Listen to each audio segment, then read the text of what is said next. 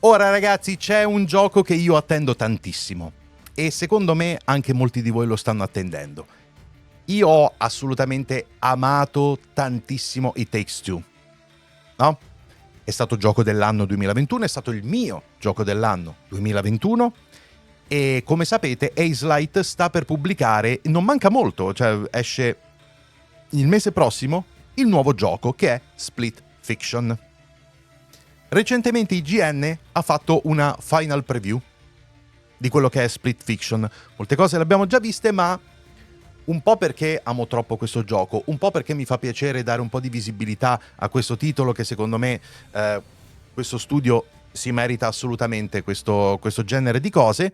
Adesso voglio vedere questa final preview insieme a voi, ok? Dura poco, tranquilli, sono solo 5 minuti. Ci rivediamo il gioco e vediamo, sono praticamente le ultime parole di preview prima dell'arrivo del gioco vero e proprio, ok? In an era of live services, MMOs, and generally disconnected online experiences, the idea of local multiplayer is quickly becoming a rarity. And while we've seen a handful of great couch co-op experiences pop up here and there, such as TMNT Shredder's Revenge, Overcooked, and even Hazelight Studios' very own It Takes Two, I can't think of anything I've played recently that resonated with me quite like Split Fiction. From its plethora of varying gameplay types, such as a twin-stick shooter, a pinball-inspired puzzle addirittura meglio secondo lui di Takes Two. Dog Simulator. Questa ci credo quando la vedo, però vabbè. And believable character dialogue, Split Fiction is looking to not only be another standout title in a year full of promising releases, but something that anyone who's looking for a fun and unique local multiplayer game should pencil in on their gaming calendar. Ho già reclutato Giallo per giocarlo quando arriverà. Superare i Takes Two è tosta, sì. Sono d'accordo.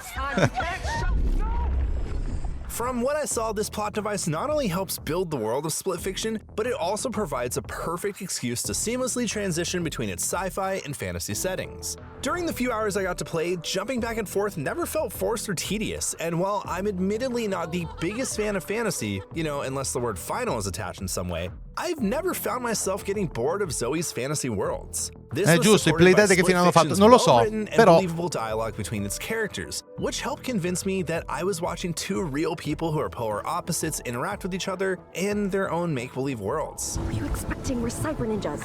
If you played Hazelight's previous games, It Takes Two and A Way Out, you probably have a pretty good idea of what's in store for you with Split Fiction, a shared multiplayer experience on either the same or a split screen that's full of cleverly designed puzzles that require teamwork and communication, all wrapped up in a nice-looking and well-written package.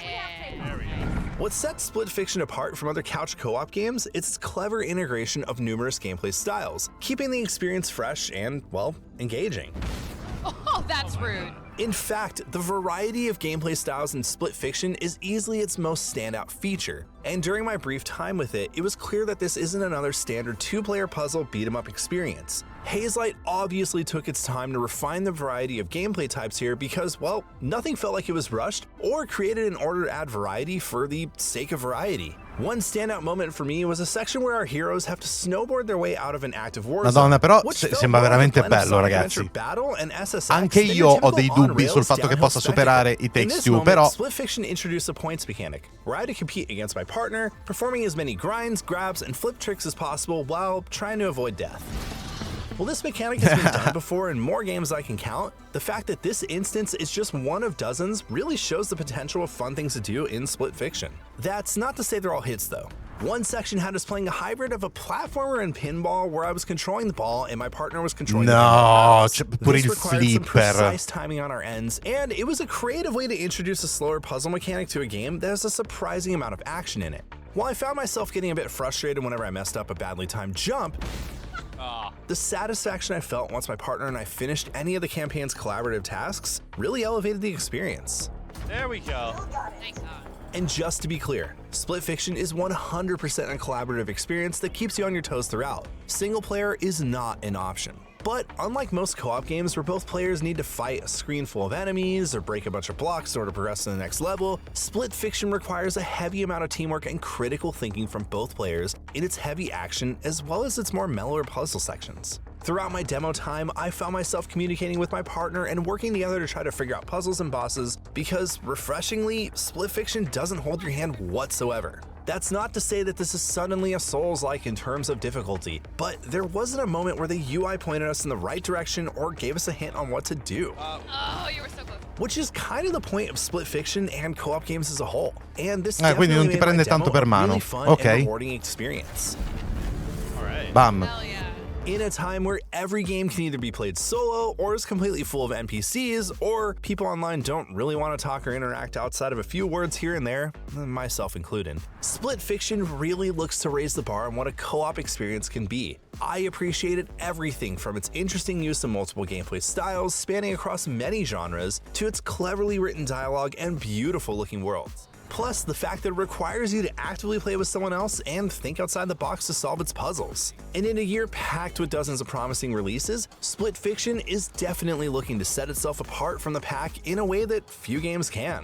Whoa, how cool are these screens? For more on Split Fiction, check out the latest trailer. And for everything else co-op, sci-fi, and fantasy gaming, stick with IGN. High five!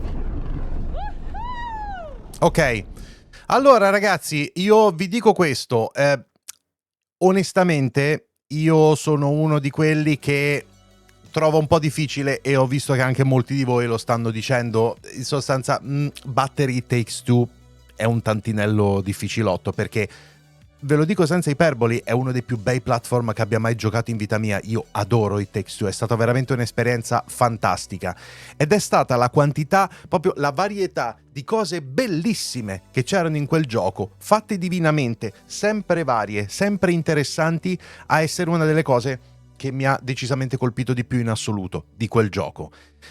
E non lo ritenevo particolarmente replicabile, cioè avevo dentro di me la consapevolezza del fatto che sì, vabbè, è uscito così questo, ma prima di rivedere un platform di questo tipo ce ne vorrà un bel po'. Però devo ammettere questo, ragazzi, questo Split Fiction, nonostante il mio pensiero sia ancora del fatto che sì, prima di vedere se è veramente a livello di Takes Two, cioè dovrà convincermi, io non ci credo fino a che non lo vedo, però vi dico la verità. Quello che ho visto da questo videino di final preview di IGN, devo dire che mi ha convinto. Lui ritiene che sia già, cioè chi ha scritto questa cosa, ritiene che sia già persino superiore ai Takes Two, ai IGN, quindi prendiamo un po' con le pinze quello che stanno dicendo, per carità di Dio. Però potrebbe essere, e sarebbe una bellissima notizia. Non manca molto all'uscita. E anzi, dato che ci siamo, la ricordiamo, l'uscita è il 6 marzo, quindi in realtà mancano qualcosa come 2 settimane, cioè, no, cos'è, 3 settimane all'incirca, qualcosa del genere, un po' meno, quindi sì, manca poco. Io ho già reclutato Giallo per giocarlo insieme, perché questo gioco è per forza co-op, cioè va giocato per forza in due. La cosa bella è che se comprate il gioco avete una copia gratis da dare a qualcun altro. È sempre questa la politica, no, del gioco, quindi è un'ottima cosa.